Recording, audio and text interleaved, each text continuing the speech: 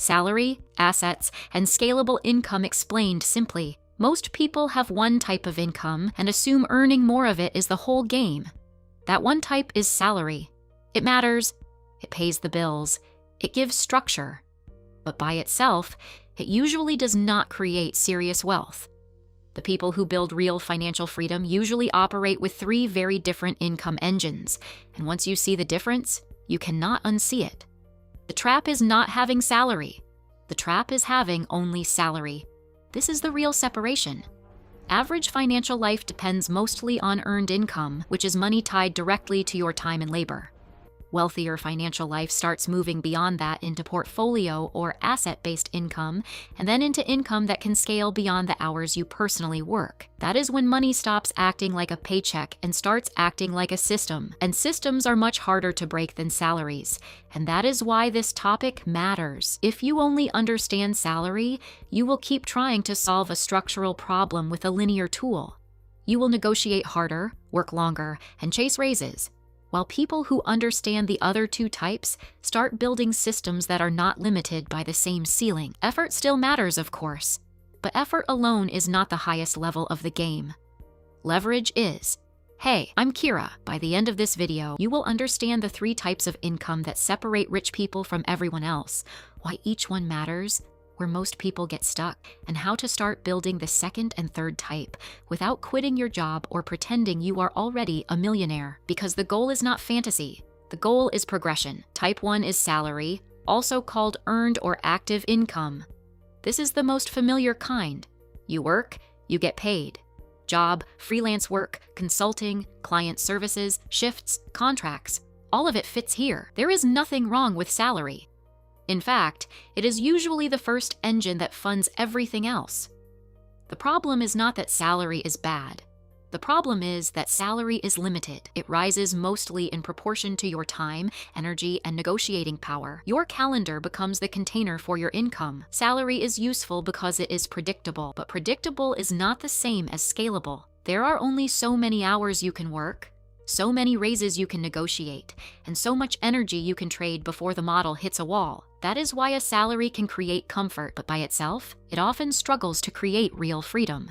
If you stop working, it usually stops too. That dependency is the key weakness. Type 2 is asset income. This is money generated by things you own. Stocks, dividend funds, interest-bearing cash, rental property, business equity, royalties, or other investments that pay because capital is working. Here, the shift is huge. Your income is no longer coming only from labor, it is coming from ownership. And ownership changes the entire emotional relationship with money. Because now part of your financial life can keep moving even when you are resting. This is where many people first begin to understand wealth. Rich people do not just earn money. They own things that keep producing money after the work is done. A stock can pay dividends. A bond or savings product can pay interest. A rental property can produce cash flow. A business stake can distribute profit. Asset income is powerful because it starts decoupling income from your direct presence.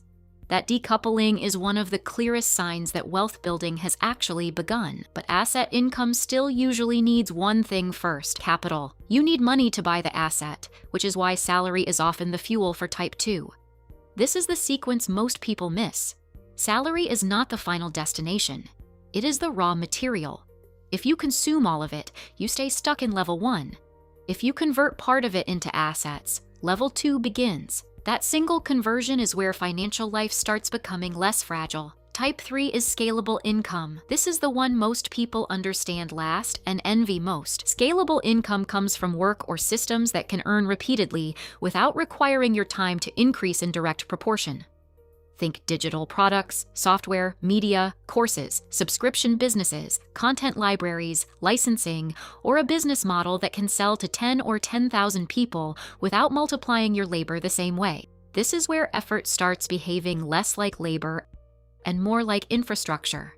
This is what makes scalable income so attractive. With salary, your output is tied closely to your input. With scalable income, one piece of work can keep paying repeatedly. That does not mean it is easy. In fact, it is often harder to build at first. But once it works, it can grow in a way salary usually cannot. One good system can outperform years of trying to squeeze more out of the clock. That is why scalable income changes ceilings instead of just raising floors. And this is why rich people often combine all three. Salary creates stability and fuel. Assets create ownership and compounding. Scalable income creates asymmetric upside. One pays now, one grows quietly, one can expand dramatically. When these three begin working together, money stops depending on one boss, one job title, or one schedule. That is when financial life becomes resilient instead of merely busy. Most people get stuck because they over-respect salary and underbuild the other two. They spend years optimizing the first stream while never creating the second and third. So even if income rises, fragility remains. Lose the job and the whole machine stutters.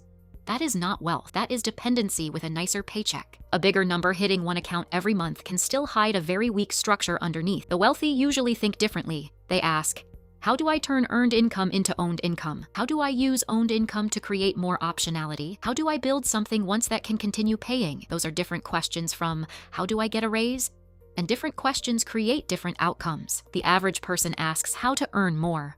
Wealthier thinking asks how to depend less. Now the important part, you do not need to build all three at once. That is where beginners sabotage themselves. Start with salary as the stable base. Protect a gap between what you earn and what you spend. Use that gap to buy assets consistently.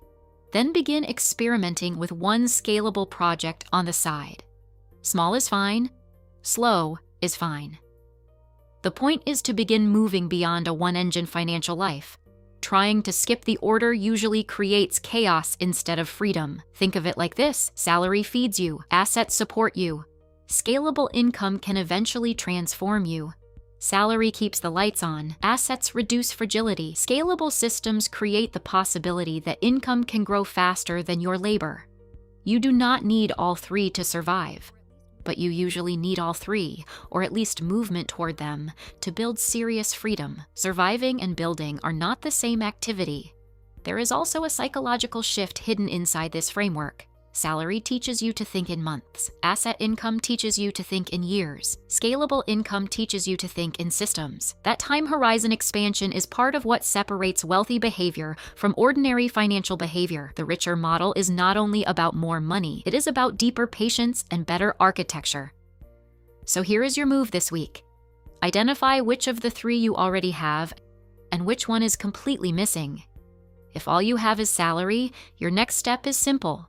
Protect a surplus and start converting part of it into assets. If you already have assets, ask what one small scalable project you could begin building without needing immediate results. Clarity comes from naming the missing engine. And once you name it, the path forward becomes much less abstract.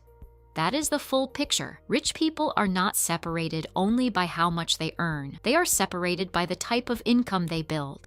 Salary starts the process. Assets strengthen it. Scalable income changes the ceiling.